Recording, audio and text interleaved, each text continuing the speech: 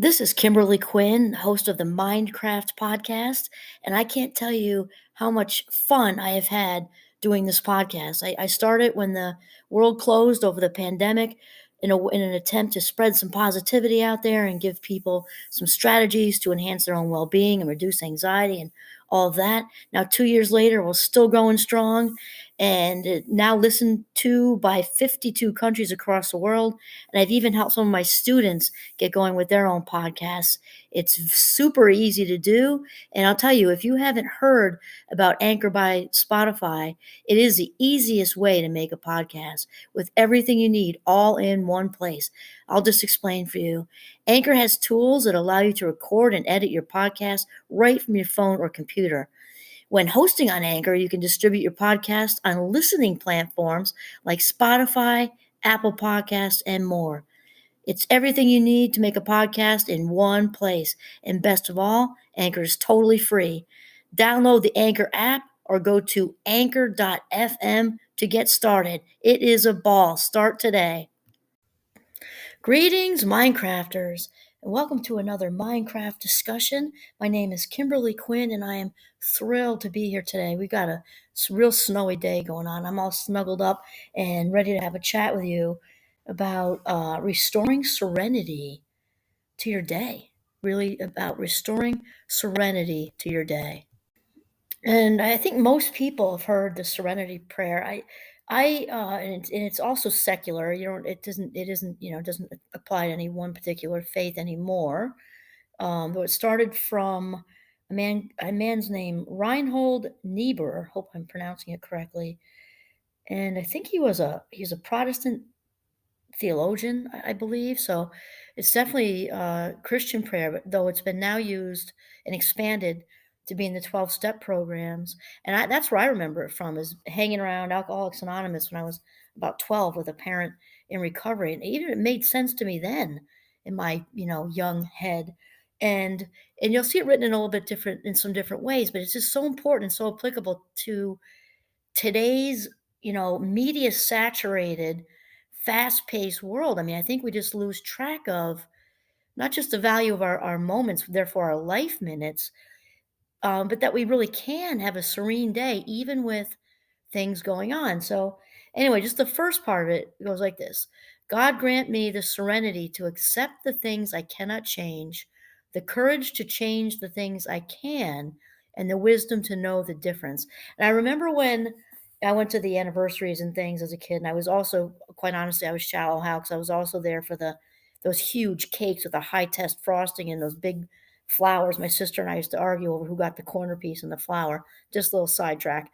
Anyway, that's the only part that they said when I was there. And then I actually looked it up before doing this podcast, and it's longer. I'm not going to go through the whole thing. The next few little phrases, though, are so important.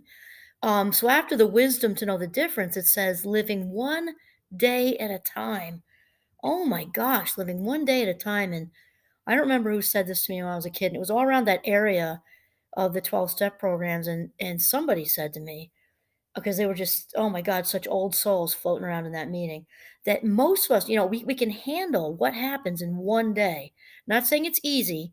It's when we allow it to pile on like Mount Everest that we feel overwhelmed and throw in the towel. When really, if we look at this day is unattached to any other day, it's not attached to yesterday, last week, last month, 10 years ago, and it's not attached to the future because it isn't here yet.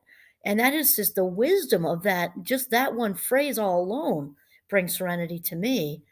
And then the next, after that, it says living one day at a time. Then it says enjoying one moment at a time.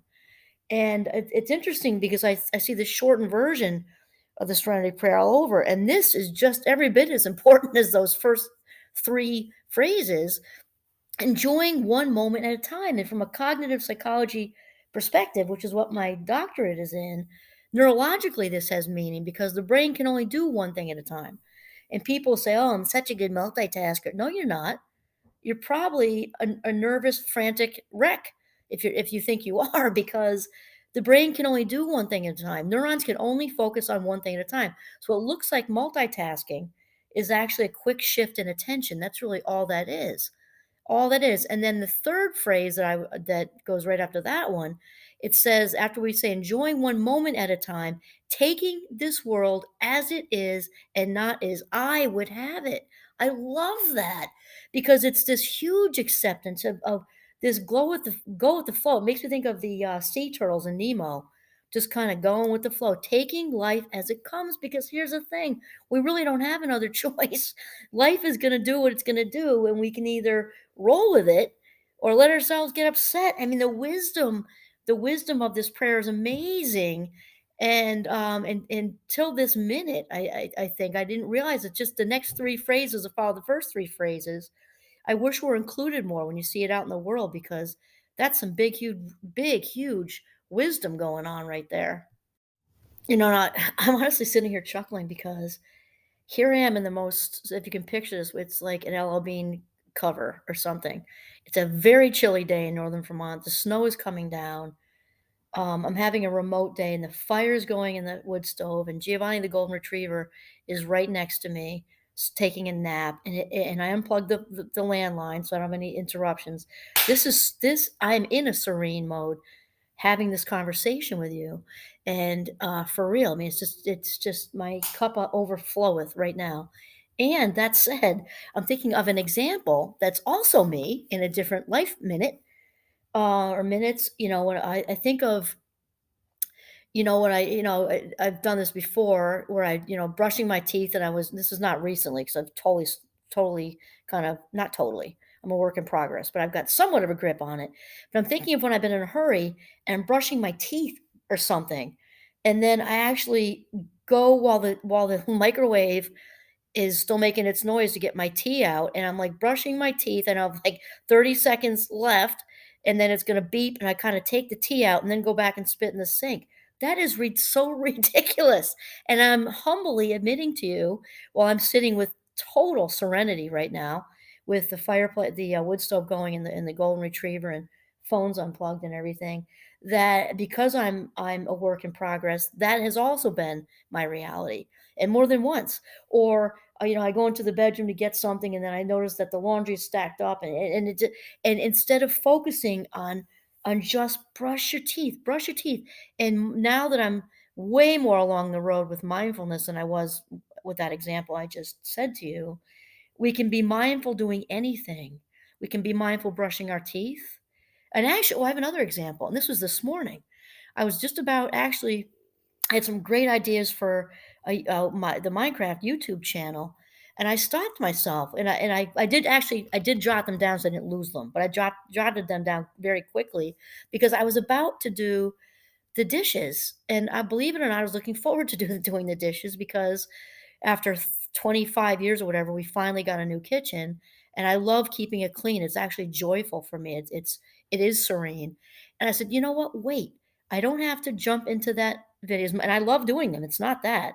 It's just that I was already started with the dishes. So I actually there was like a small success for me here because I wanted to jump right into the other thing. I said, "This will maybe take 15 minutes. Let's enjoy the hot water. Let's just get the dishes out of the sink and put them all away. Then there's closure. The counters are clean. And then you can go move on and do what you are passionate about, which is passionate one of many things, teaching, all things well-being, and doing the YouTubes and these podcasts."